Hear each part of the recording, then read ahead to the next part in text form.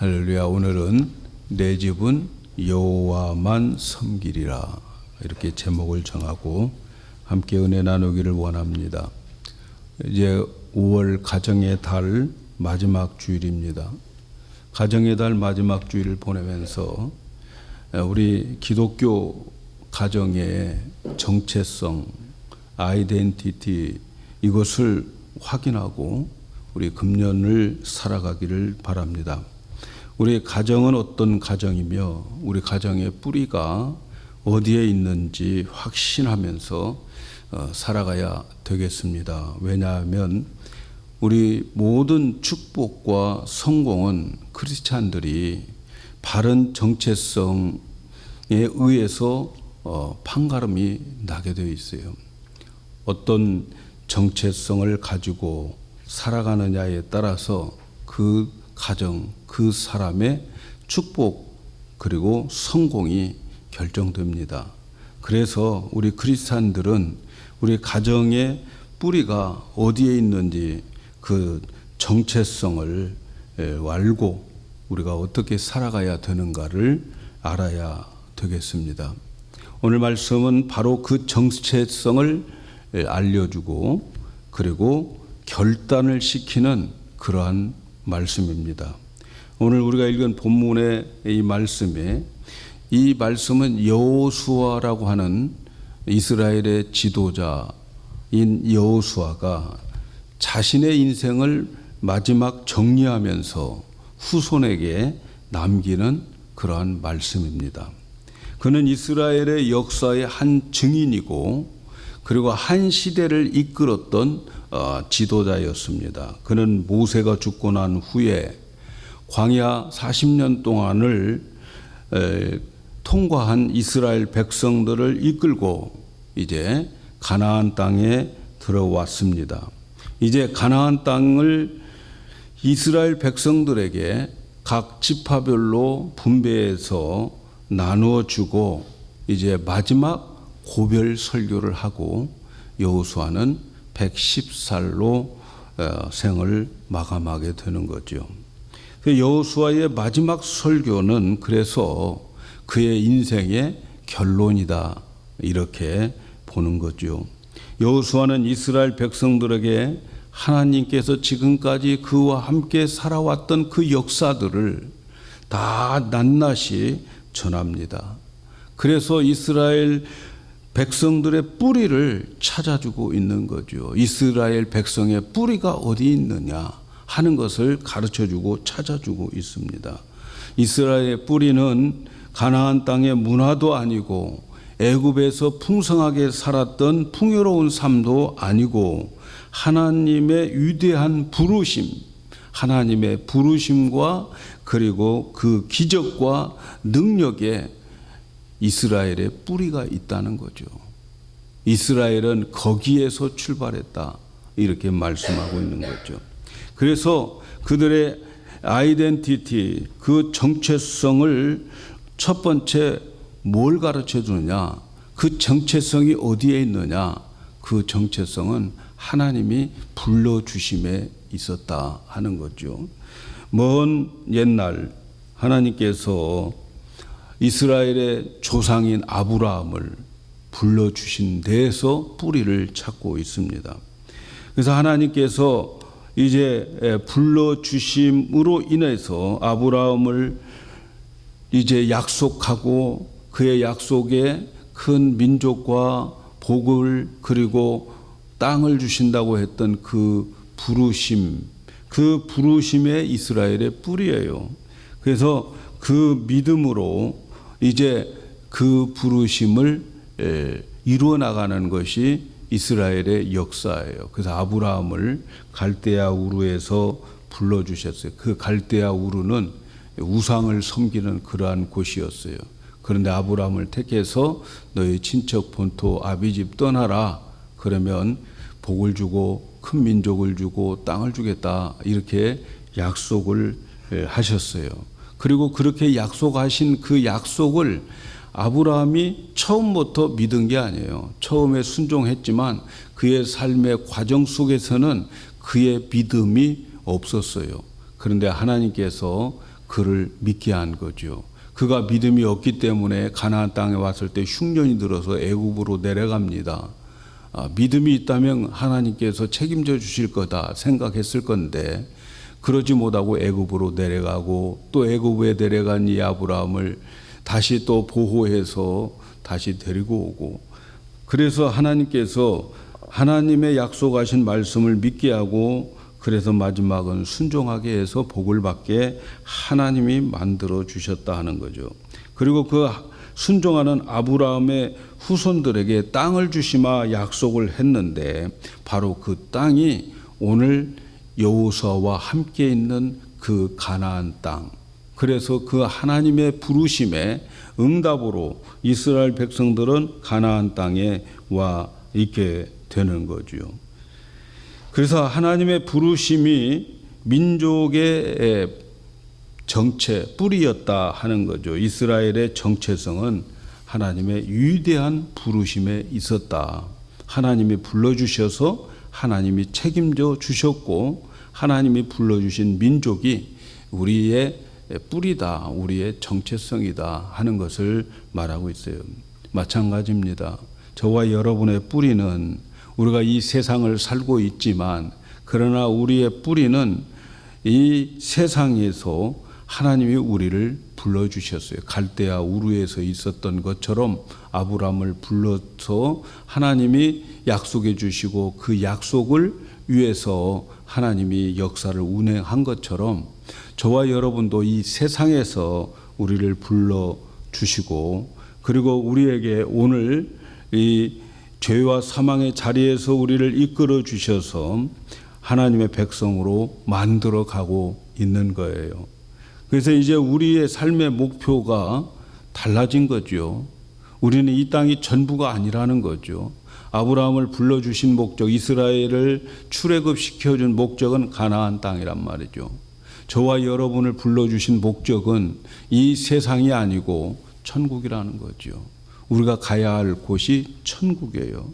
그래서 이제 우리의 삶의 목표가 달라진 거죠. 우리는 이 땅에 순례자의 길을 마치면 이제 곧 가나안 땅, 천국에 들어가는 거예요.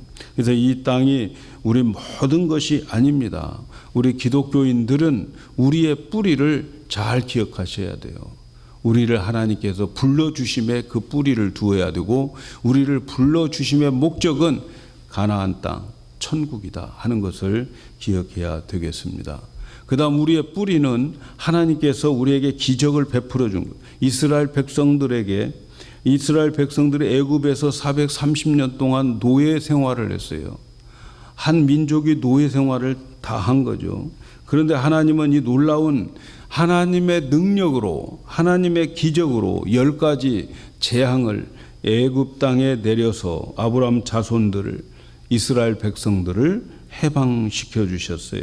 그래서 이스라엘의 뿌리는 하나님의 위대한 기적에 있어요. 그 기적이 아니면 그들은 가나안 땅에 지금 존재할 수가 없는 거죠.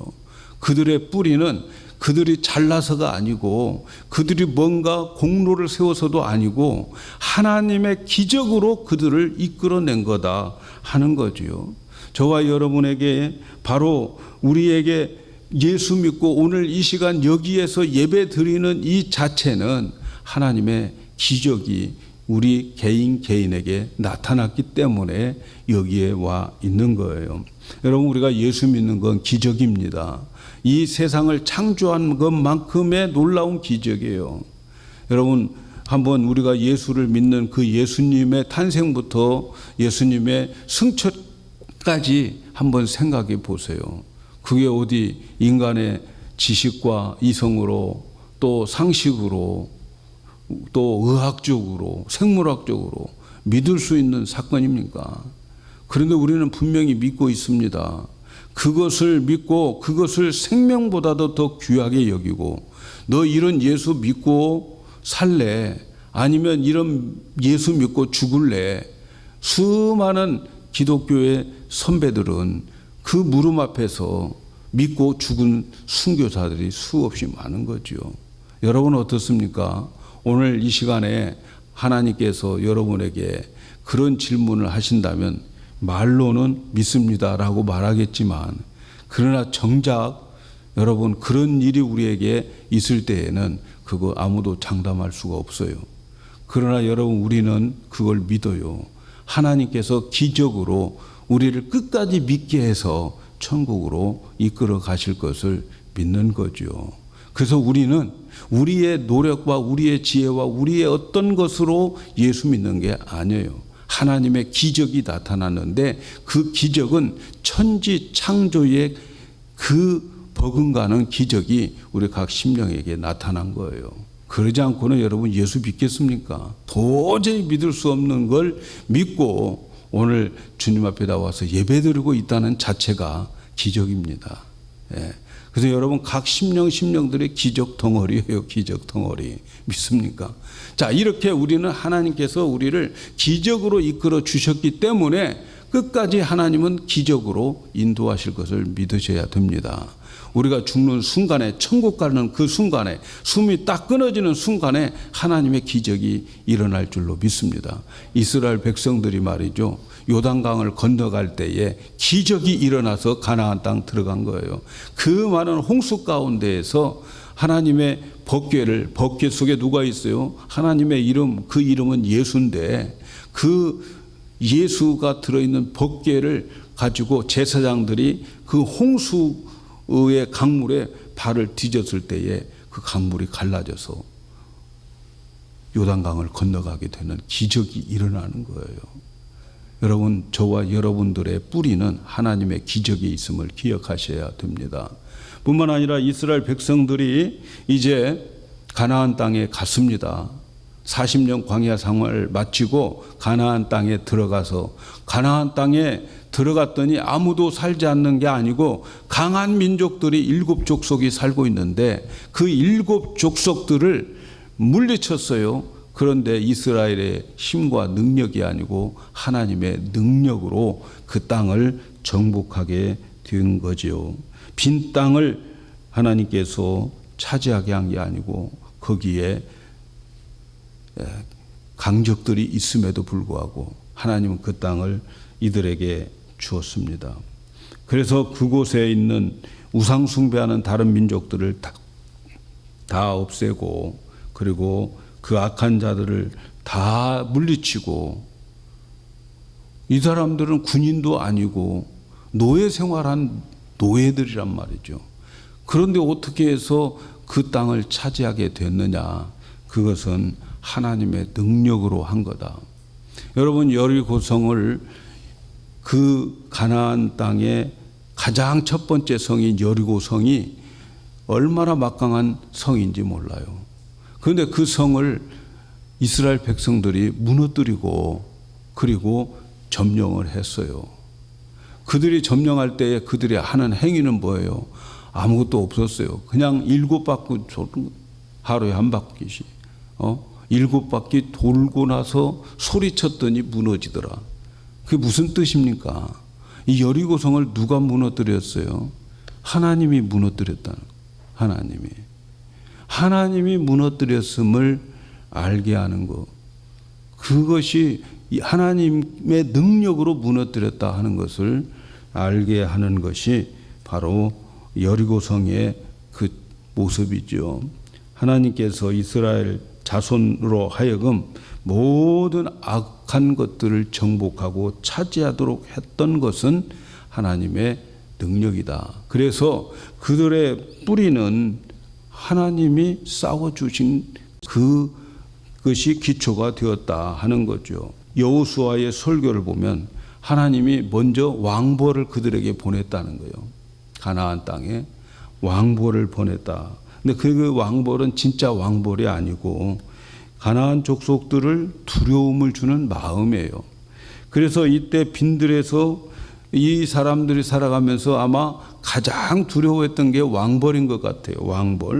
왕벌에 이들이 뜨면은 여기에 쏘여서 죽음을 당하기도 하고 그랬던 그 왕벌을 이스라엘 백성들, 그때 광야에서 살았고 이 가나안 땅에 있었던 사람들에게 그 왕벌이 종종 나타났던 것 같아요.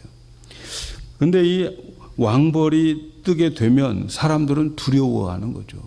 예. 광야에서 왕벌이 있고 어디 숨을 데도 없는데 왕벌떼가 나타난 거 한번 상상해 보세요. 얼마나 두렵겠습니까? 하나님은 전쟁하기 전에 이 왕벌을 가나안 주민들에게 먼저 보냈다 이렇게 말씀해요. 그래서 가나안 땅에 살고 있는 주민들에게 공포와 두려움을 준 거죠. 그러한 자들에게 이스라엘 백성들이 나타나면 그냥 공포에 떨려서 그들은 그냥 꼼짝하지 못하는 거예요. 몸이 움직이지를 않는 거예요. 그래서 가서 점령하는 거죠. 그러한 자들에게 이스라엘 백성들이 이제 승리를 해서 결국 가나안 땅을 다 정복하게 되는 거죠. 여호수아가 여리고성을 공격할 때 성경에 보면 여리고 사람들의 마음이 녹아버렸다 이렇게 표현하고 있어요. 이것은 하나님이 먼저 왕벌을 그들에게 보내버린 거죠. 싸울 마음도 감히 달려들 생각도 못하게 만든 거죠. 성 무너졌어도 그 안에 있는 사람들은 살아있잖아요. 그 사람들은 막강한 군대를 가지고 있고 군사력도 있는데 그들의 마음을 녹여버렸다는 거죠. 전쟁할 의욕이 없는 거죠. 싸워봤자 우리는 진다 이런 거 아니겠어요? 이렇게 하나님의 약속하신 모든 것을 하나님은 능력으로 이루어졌다 하는 거죠. 이제 그들의 수고하지 아니한 땅과 그들이 건설하지 아니한 성읍들을 그들이 차지하는 거죠. 그들이 심지 아니한 포도원, 감나원 나무의 열매를 먹고 살아가게 되는 거예요. 이것이 가나안 사람들이 실컷 고생해서 지은 성들인데 이스라엘 백성들이 공짜로 가지게 되고 또 가나안 사람들이 힘들게 경작한 포도원, 키워놓은 감나원들이 그 가나안 사람들의 수고가 결국은 이스라엘에게도 넘어가더라는 거죠. 자, 이것을 하나님을 섬기는 자들을 위해서 하나님이 따로 준비해 놓은 선물이었다 하는 거예요. 자, 이제 이러한 일들을, 이러한 우리의 정체성은 하나님의 부르심과 하나님의 기적과 하나님의 능력이 뿌리가 되어서 우리가 여기에 존재하고 있다 이렇게 말씀하는 거예요.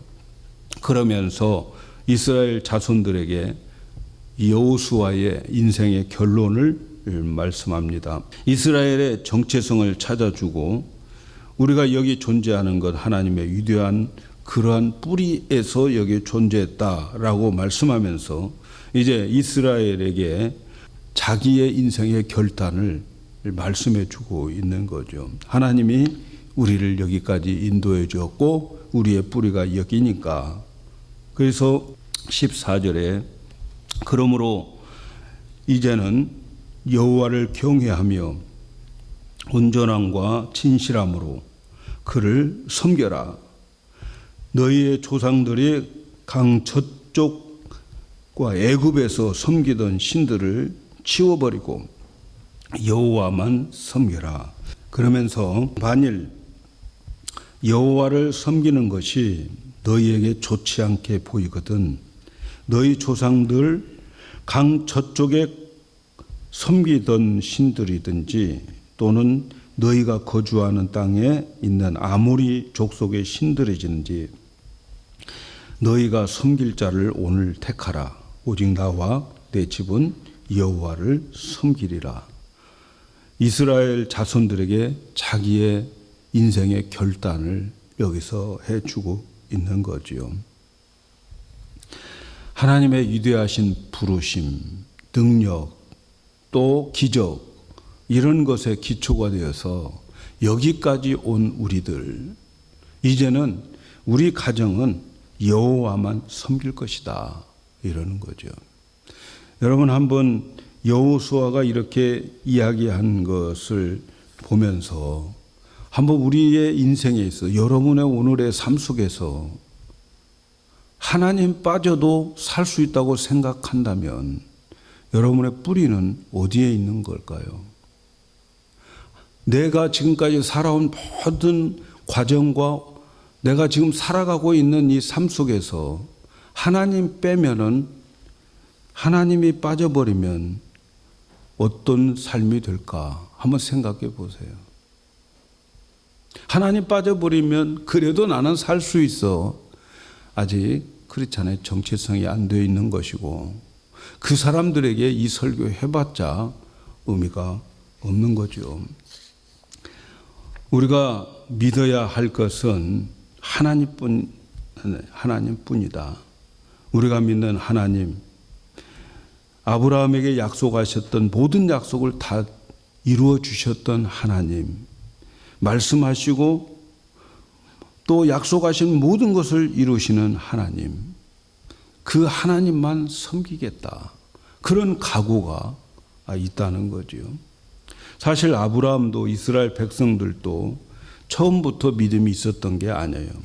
그런데 하나님은 약속하신 것을 이루기 위해서 이스라엘 사람들에게 믿음 주시고 또 그 믿음으로 하나님의 말씀을 붙잡고 살도록 하나님이 해 주셨어요. 결국 하나님이 그들에게 긍휼과 사랑으로 믿음을 주셔서 생활할 수 있도록 해 주셨고 그들의 의지, 노력 이런 것은 하나도 도움이 안 됐던 거죠. 오히려 그들은 약해졌어요. 그래서 모든 것을 하나님이 해 주셨기 때문에 우리는 앞으로도 하나님만 믿고 섬기겠다. 그 하나님만 의지하겠다. 그러므로 이제는 여호와를 경외하며 온전함과 진실함으로 그를 섬겨라. 온전함과 진실함으로 그를 섬겨라. 너희 조상들이 강처 쪽에 애굽에서 섬기던 신들을 치워버리고 하나님만 섬겨라. 하나님만. 오직 나와 내 집은 하나님만 섬기겠다. 이것이 여호수아의 결론인 거죠. 오직 여호와를 경외하며 온전과 진실함으로 섬길 것을 후손들에게 말씀하고 있어요. 정체성 가르쳐주고 그리고 여호와만 섬겨라. 여호수아의 이 믿음의 유산 우리 모든 가장에게 있어야 될 줄로 믿습니다. 하나님을 믿는 믿음의 유산을 남겨놓아야 돼요. 가족들에게 그 유산을 남겨놔야 돼요. 이 세상에 남겨놓을 것 많이 있겠죠. 그렇지만 가장 중요한 것은 자손들에게 하나님을 경외하도록 신앙의 유산을 남기는 것. 여러분 이것이 진짜 영원한 유산인 거예요. 믿음 남겨주는 것밖에 여러분 남길 게 없어요. 최고의 유산을 남겨주는 거죠. 이스라엘 백성들이 정체성을 놓쳐버리면 어떻게 될까요? 그들은 이 세상에 휩쓸려 가서 가장 보잘것없는 인생이 되어버려요. 여러분 성경을 읽어보세요.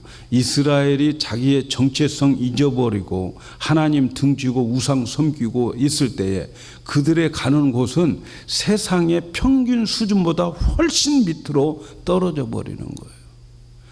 우리가 그것을 많이 놓쳐요. 많이 놓치는 것 중에 하나가 뭐냐면 하나님의 백성들이 세상 사람들의 흉내를 내면 세상 사람들의 수준으로 될 줄 아는데 그게 아니에요. 세상 사람들의 수준 이하로 떨어져 버려요. 망해버리는 거죠. 망해버리는 거. 그래서 여호수아 24장 20절에 보면은 너희에게 복을 내린 후에라도 돌이켜 너희에게 화를 내리고 너희를 멸하리라. 무슨 말입니까? 복 잔뜩 받았잖아요.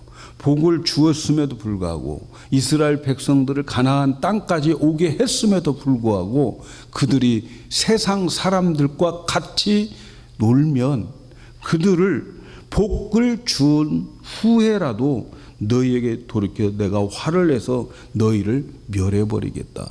이게 하나님입니다. 절대로 세상 사람들과 같은 수준으로 살려고 하지도 마시고 세상 사람들의 흉내를 내서 세상 사람들과 같이 되려고 생각도 하지 마셔야 돼요. 이게 우리 크리스찬들의 정체성인 거죠. 하나님의 백성들은 하나님의 방법으로 복을 받는 운명적인 그러한 사람, 그런 운명을 가진 사람들이에요. 여러분 예수 믿습니까? 예수 믿고 천국 갈 사람들은 복 받는 방법도 하나님의 방법으로 복을 받아야 되는 거예요. 제발 세상 사람들과 같이 놀면서 세상 사람들과 같은 수준으로 되려고 하지 마세요. 같은 수준 안 돼요. 망해버립니다. 예수 믿는 거 후회스럽습니까? 그러나 우리는 우리의 뿌리는, 우리가 가야 할 목적지는 이 땅이 아닌 거죠. 천국이란 말이죠. 우리의 운명은 오직 하나님만 경외하고 하나님만 섬기는 거예요. 절대로 딴짓하면 안 됩니다. 성도들의 정체성은 오직 하나님의 능력과 하나님의 은혜로 사는 것입니다. 사랑하는 여러분, 우리가 자녀들에게 가르쳐야 할 것은 바로 이러한 정체성을 가르쳐야 돼요. 얘들아, 내가 이렇게 된 것은 어쩌다가 수많은 사람들 가운데 하나님이 나를 불러주신 것이고, 그리고 그 가운데 하나님이 기적으로 내 인생을 통해서 하나님을 만나게 했고, 또 하나님의 기적이 우리의 가정에 있어서 오늘 우리가 이 은혜와 복을 받고 있다.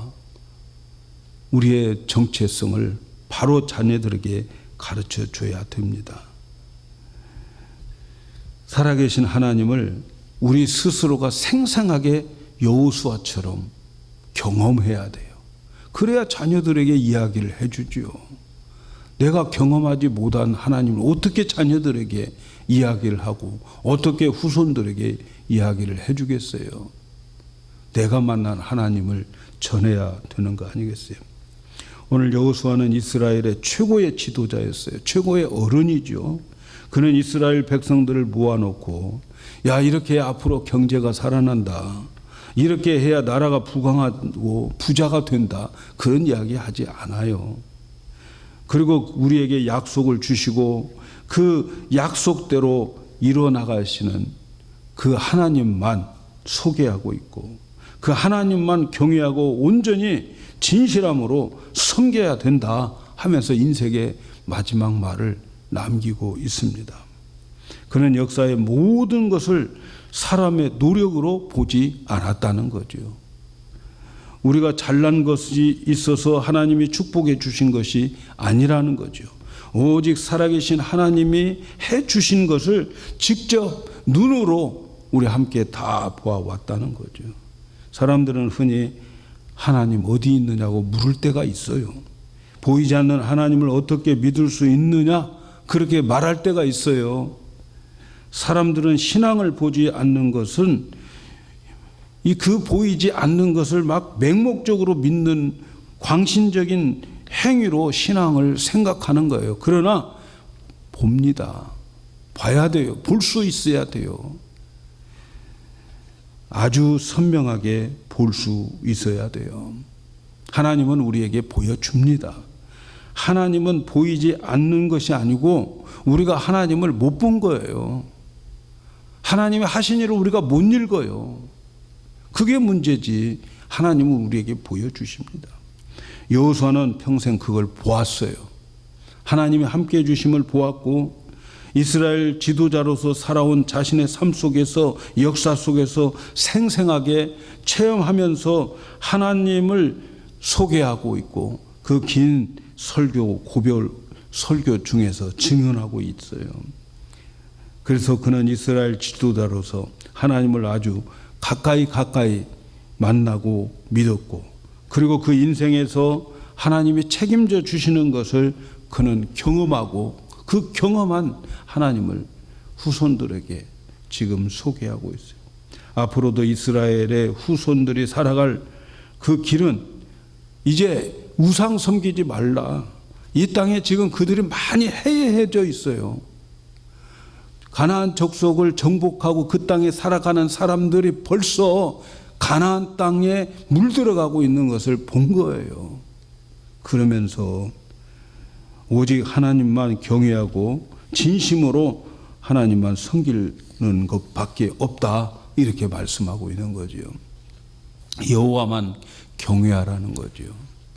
사랑하는 여러분, 시편 128편에 보면 여호와를 경외하며 그 도에 행하는 자마다 복이 있도다. 내가 내 손이 수고한 대로 먹을 것이라. 내가 복되고 형통하리로다.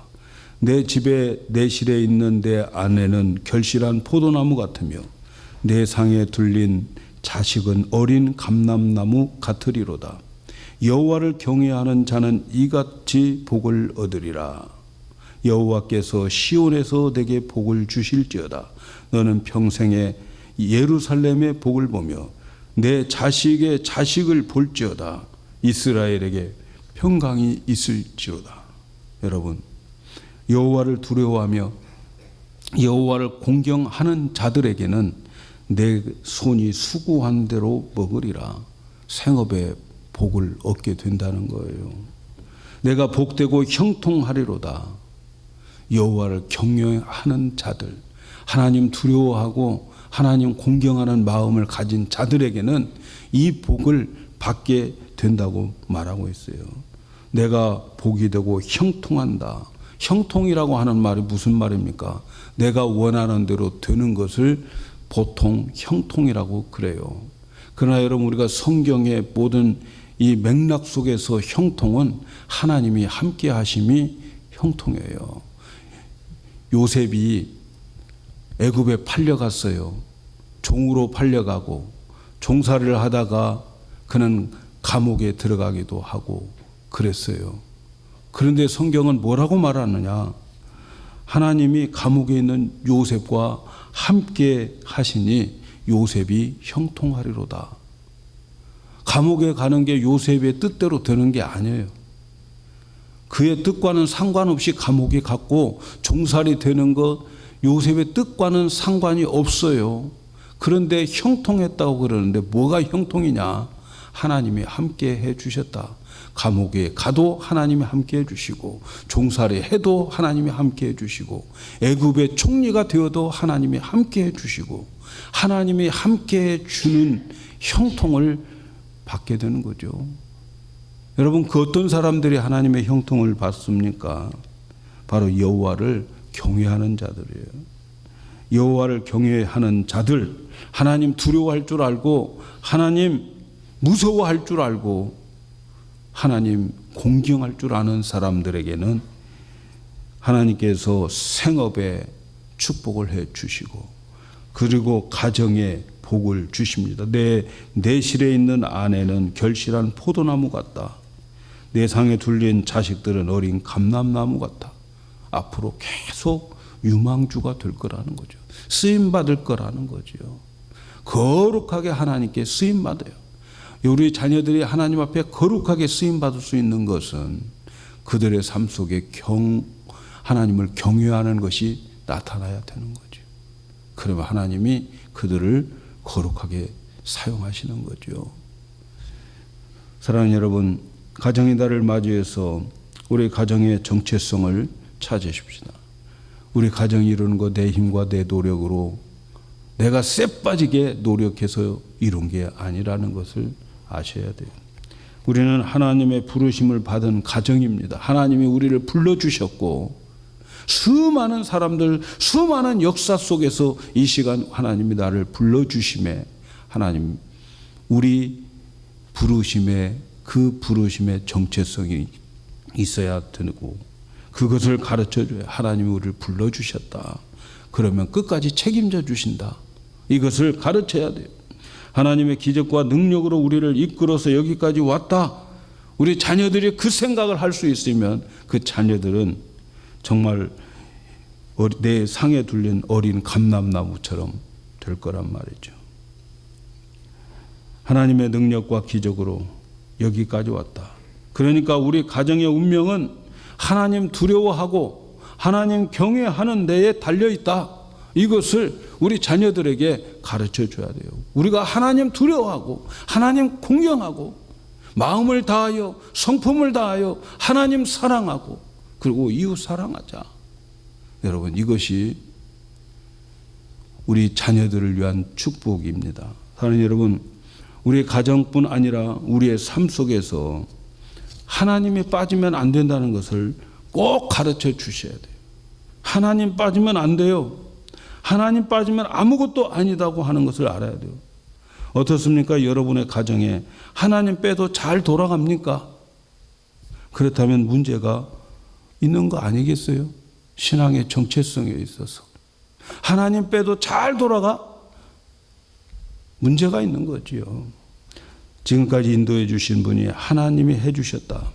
우리가 살아온 것, 하나님의 나를 택하여 주시고 함께 해 주시고 기적을 베풀어서 여기까지 왔다. 이런 고백을 여러분들이 할 수 있도록 하나님 체험해야 되고 그 체험한 것을 자녀들에게 전달해 주셔야 됩니다.